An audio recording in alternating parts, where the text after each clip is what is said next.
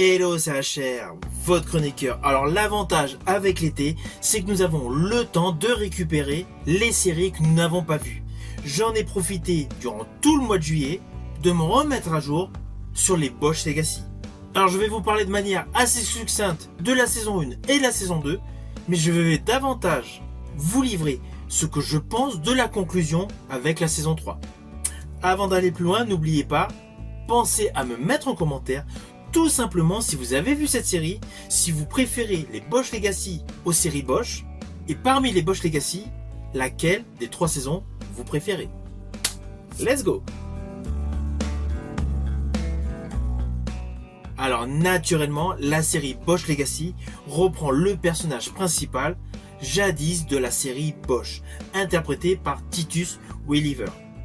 Alors pour la petite histoire, l'acteur Titus Welliver, je l'ai découvert tout simplement avec la série Lost, qui n'a rien à voir avec Bosch. Mais c'est ainsi que je l'ai découvert. Alors la série Bosch était excellente, très enquête, avec un côté psychologique. Bosch Legacy est naturellement dans la même mouvance. À la différence, c'est qu'il y a également le personnage de la fille du policier Bosch qui est devenue policière. Son personnage est prépondérant dans cet héritage. Je rajouterai extrêmement conséquent dans la saison 3. Alors concernant la saison 1, on est totalement dans l'ambiance et l'intensité de la série Bosch. À la différence, c'est qu'Harry Bosch est à la retraite, mais toujours aussi grincheux. Et c'est amusant de retrouver ce personnage enquêtant pour un riche entrepreneur. L'histoire est assez conventionnelle, assez classique, mais cela assure une bonne dose de suspense au fil des épisodes. Dans la saison 2, l'histoire se corse.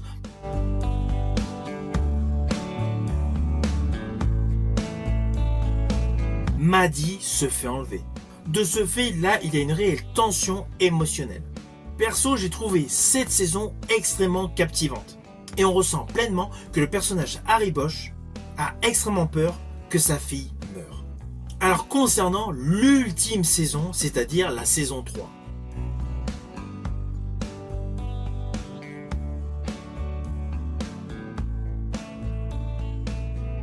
Là, l'histoire a pris une dimension totalement différente. Autant la saison 2, avec l'enlèvement de la fille du policier retraité, il y avait un côté intimiste, avec justement la recherche du serial killer, qui était d'ailleurs prêt à tout, qui avait même infiltré le commissariat. Bref, ne vous inquiétez pas, je n'irai pas plus loin concernant ce qu'il avait fait.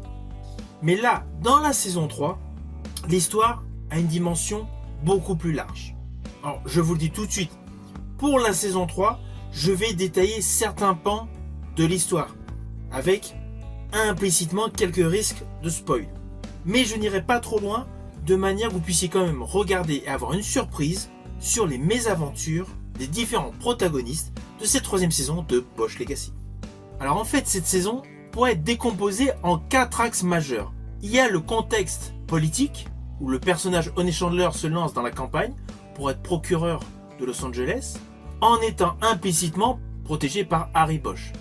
Il y a l'enjeu de l'enquête principale, la disparition d'une famille complète, les Gallagher, et en parallèle, une enquête menée par la fille d'Harry Bosch sur un gang.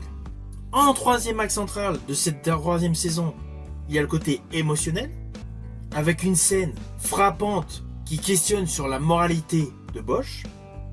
Et naturellement, il y a le final, et on va pas se mentir, l'ouverture potentielle vers un spin-off. Perso, j'ai particulièrement apprécié de vous découvrir dans la série Bosch Legacy, dans cette 3e saison, le personnage interprété par Maggie Q. Alors ne vous inquiétez pas, je ne vous détaillerai absolument rien de compromettant, vous spoilant sur le déroulé scénaristique. Alors perso, si vous avez aimé la ancienne série Bosch, celle-ci est réellement dans la continuité. Il y a toujours la même intensité, le même dosage d'intrigue.